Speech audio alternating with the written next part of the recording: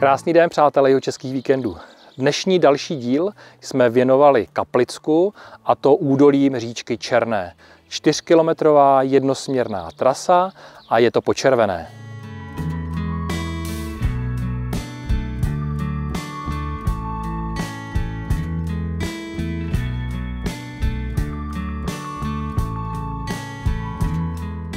Naučná stezka začíná u vodní nádrže Hradiště, neboli taky u Soběnovské vodní nádrže.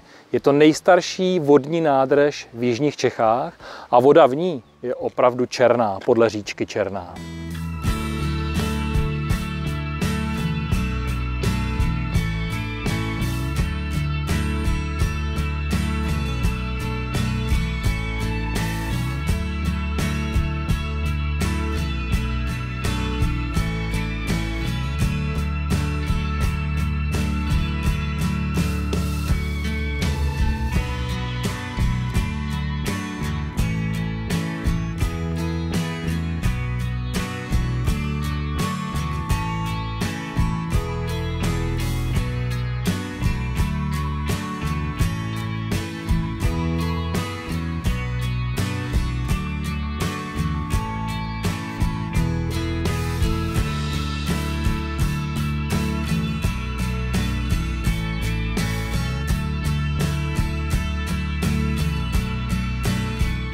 Rozvaliny gotického hradu Sokolčí leží na ostrohu nad říčkou Černou pod vrcholem Kohout.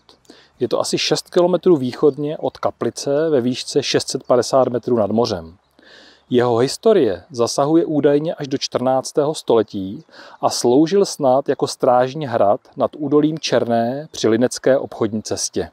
V zápisu do obnovených desk zemských v roce 1541 se uvádí hrad Sokolčí jako zbořený.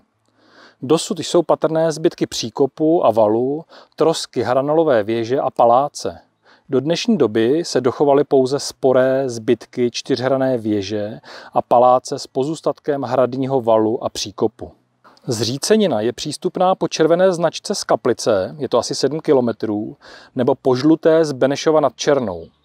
Nejkratší přístup pro motoristy se nachází u penzionu Mlýn u Dubu, ve vzdálenosti asi 2 kilometry od hradu.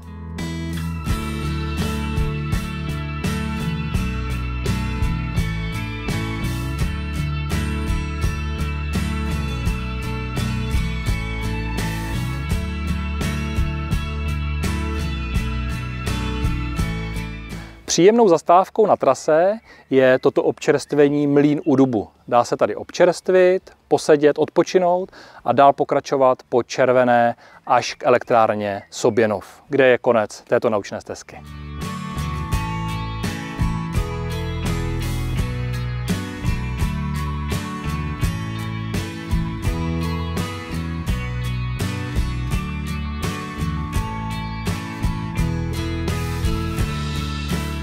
V okolí Černé se v minulosti velmi rozmohlo i vodařství. Jehož historii detailně popisuje další zastavení.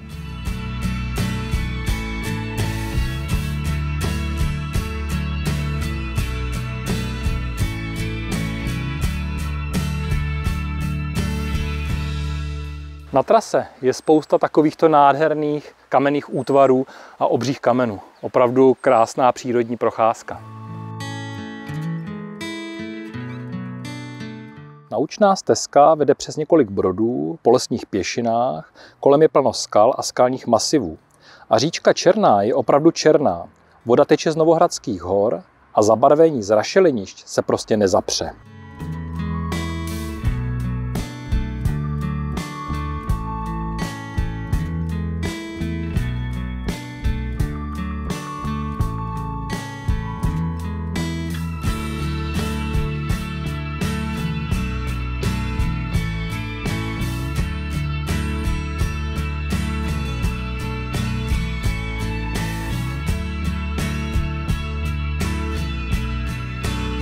Naučná stezka končí u vodní elektrárny, postavené již v roce 1924.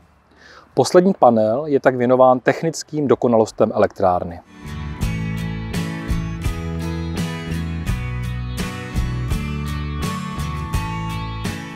Další díl jihočeských víkendů je za námi, tentokrát údolím říčky Černé na Kaplicku. Je to krásná, opravdu přírodní procházka, jednosměrná, takže 4 km tam, 4 km zpátky, začíná být krásné letní počasí, takže neseďte doma a vyražte na jihočeský víkend. Mějte se krásně.